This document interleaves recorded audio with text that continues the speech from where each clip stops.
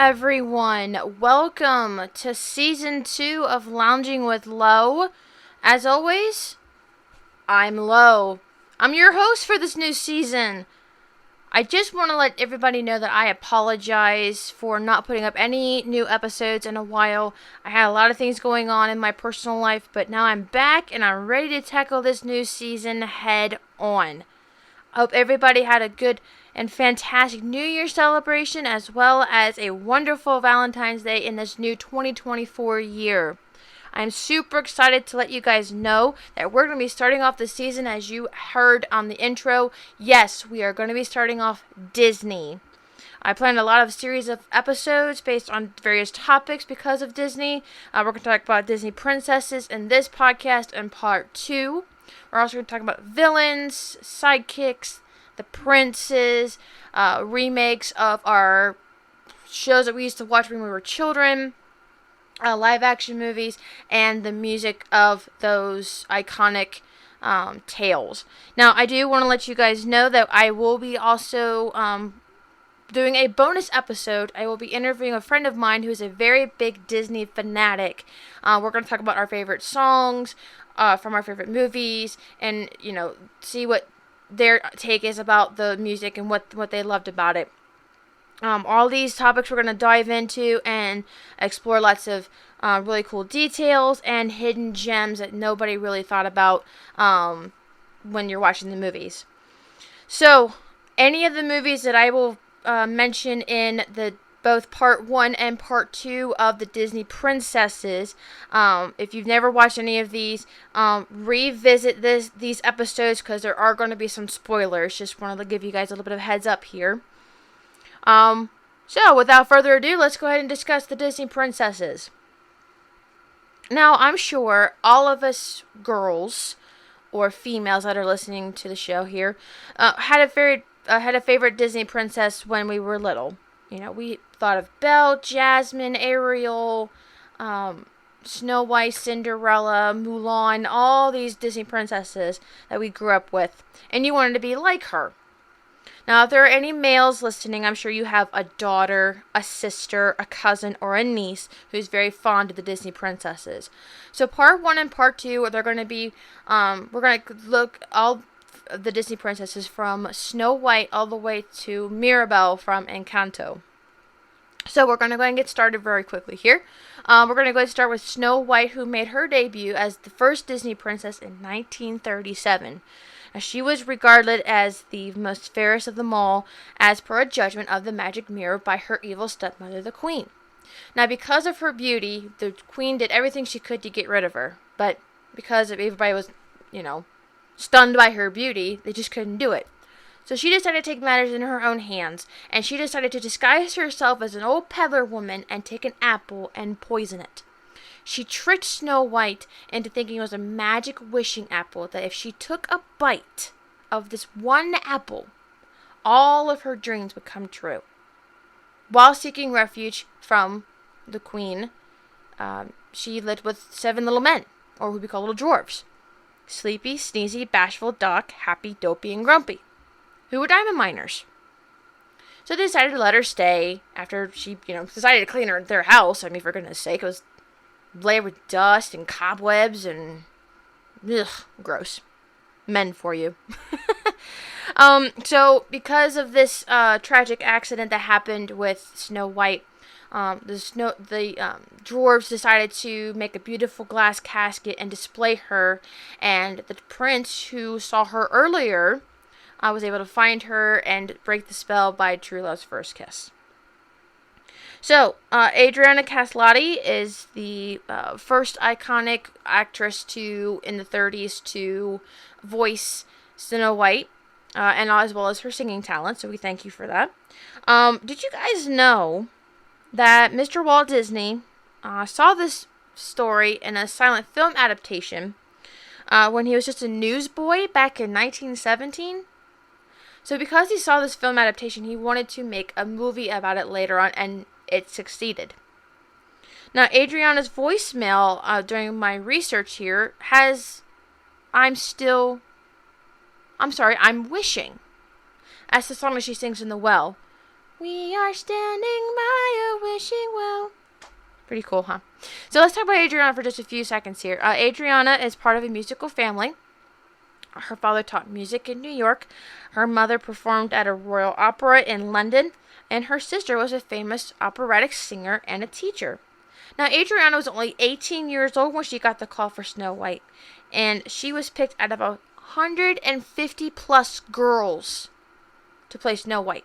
Think about this for a second. 150 girls to play the very first Disney princess in 1937. And we're going to talk about a lot of stuff about, the production and what goes into it. But basically, the casting director and also maybe the producer or maybe the director who is auditioning for these actors and actresses, they have that picture of who the character looks like and who would best play that. And I think that's where Walt came in to find Adriana.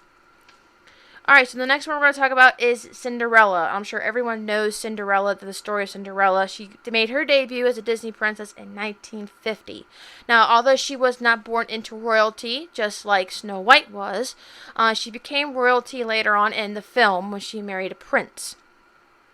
Now, as everybody knows, like I said, it's a classic rags to riches tale. She lost her father at a very young age and was taken into custody or in the care of her evil stepmother, Lady Tremaine, with her two stepsisters, Anastasia and Drizella.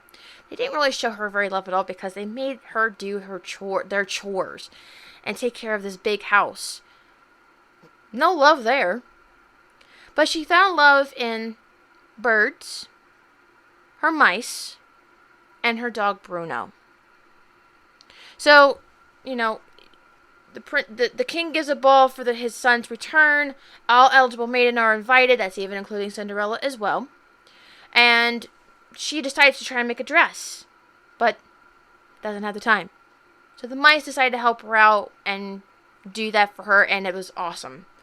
But then the stepsisters figured out it was all their stuff that they didn't like and that was in the dress and decided to tear her up. And that was probably Lady Tremaine's idea all along, was to not let her come at all. So the fairy godmother comes in and because she hears her tears and her crying, decides to give her a new gown, slippers, a footman, a coachman, and horses, and a coach made from a pumpkin.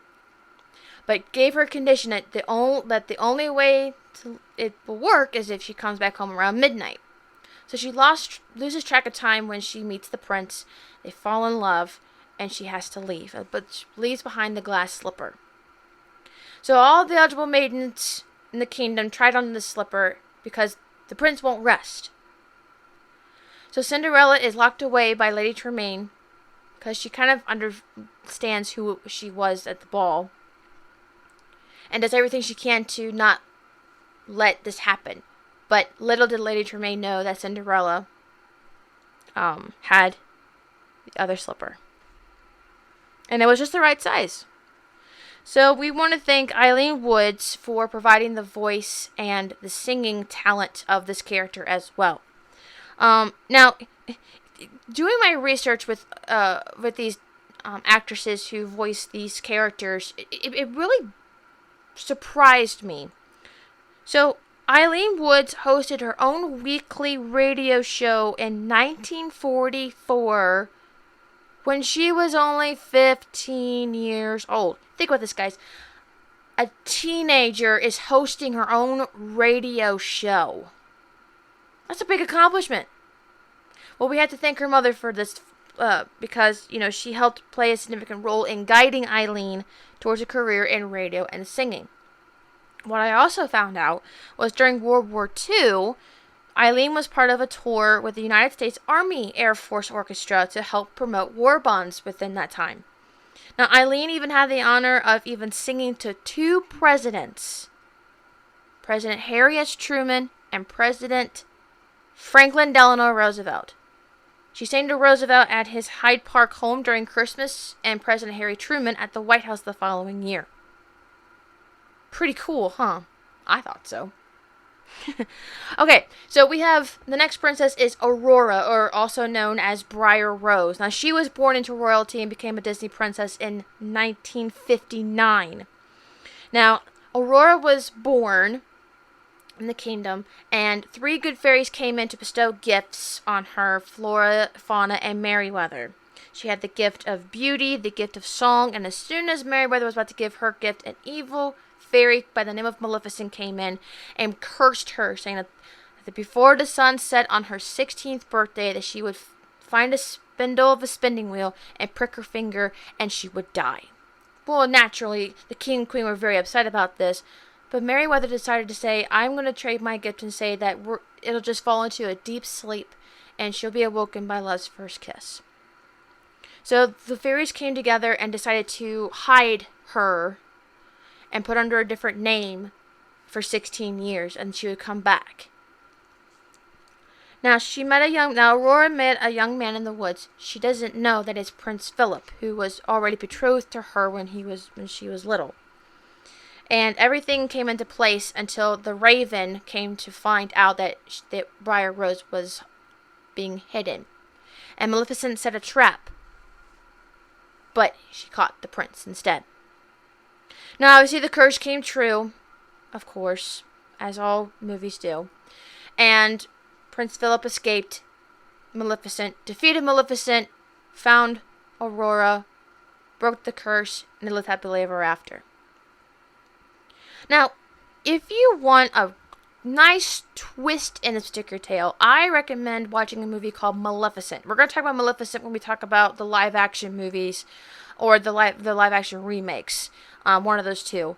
But it's a fascinating rendition of this classic tale because it's told from a different point of view. From Maleficent's point of view, to be exact. We'll talk about that later in my podcast, so you don't want to miss that episode. But we want to thank Mary Costa for providing the voice and singing talent of Aurora. Now, Mary was only 22 years old at the time that she voiced Aurora, and Walt Disney allowed her to use the operatic voice that she was best known for the character. Now, she had the singing ability when she was 6 years old, when she did Sunday school solos, and at the age of 14, she and her parents moved to Hollywood. And in high school, she won a Music Sorority Award for Outstanding Voice among the seniors in Southern California. Pretty cool, huh? I think. That's a great achievement. Alright, guys. Before I go to the last Disney princess here, I do want to remind everyone that I am on social media and on major streaming services. You can follow me on Facebook, Twitter, Instagram, and TikTok. You can share the links to my streaming services, iHeartRadio, Pandora Radio, Amazon Music, Apple Podcast, and Spotify to your friends and family if they want to enjoy my content just like you guys. Okay, so the last Disney princess we're going to talk about in this podcast of part 1 is the Little Mermaid, or also known as Ariel. Now, she is a Disney princess. She made her debut in 1989. Now, Ariel is the first Disney princess to be a mermaid. Now, Ariel, as everybody has heard this movie or seen this movie before, she is fascinated with humans and wants to be like a human. She wants to have legs, walk with them, talk with them, and do all these things that they do. But King Triton was against it. He forbid it. Well, I should say forbade it. So she had a best friend named Flounder when she would go on her adventures to find different things. And she went to a seagull by the name of Scuttle to find out what each thing probably was. Well, they found, for example, they found a fork and called it a dingle hopper. And they found a smoking pipe. And it was kind of interesting. So she found a human by the name of Prince Eric, who was drowning who fell from his ship, and did so she saved him from being killed, and she fell in love with him, and she wanted to be with Eric, but obviously, as you know, she was a mermaid. So Ursula, who was a sea witch, decided to say, hey, I'll help you, but you have to give me something in return. You have to give me your voice. Yeah, watch me to find out the reason why. So, she had a condition that Ariel had to be kissed before the sun set on the third day to stay a human. But if she didn't do that, she had to go back to being a mermaid, and then she would have to be with Ursula forever. So she decided to take the deal, and she grew legs. She went up to the surface and found Eric. But obviously she couldn't talk to him. So there's a scene in here where they're getting ready to have dinner in the big grand hall. And she sees a fork that she saw from the collection and remembered that it was probably a brush. So she gets the fork and decides to brush her hair right there in front of Eric and his butler. And they're just looking at her like, what in the world are you doing? So then she looks like, oops. And she just felt embarrassed. Well, wouldn't you? I mean, you don't know what a fork is. If you were a mermaid, you wouldn't know what it was for. You didn't really know that it was probably meant to be eating. I mean, but they had some compassion and showed kindness. So it was getting close, and Ursula decided to take matters in her own hands, try and keep it from preventing it. It worked to a point, and then Eric and Ursula were at a battle, and they were defeated, and Ursula was defeated. But Ariel's father, who was King Triton, as I mentioned, saw how sad Ariel was, and because he loved her, he decided to give her legs and let her be a human. They lived happily ever after they got married. So, we have Jodie Benson. Jodie Benson was the wonderful actress who decided to play the role of Ariel and provide the singing talent as well. Now, Jodie started singing when she was only 5 years old. A toddler. And was the first student in Millikan University to abandon a law career and attempt musical theater. Think about this for a second. You're going down a career path to be a lawyer. But you discover musical theater and you're going to say, goodbye law school, I'm going to go pursue being a musical theater major. Big 180. I'm sure the parents weren't happy about that, but they wanted to probably make sure she followed her dream. I'm not sure what Broadway show she was auditioning for in her sophomore year, but she got the job. Who wouldn't, right? Okay, guys, that was the end of part 1. Tune in next time to hear part 2 of the Disney Princesses. You don't want to miss out on that. Let's learn together. Bye, guys.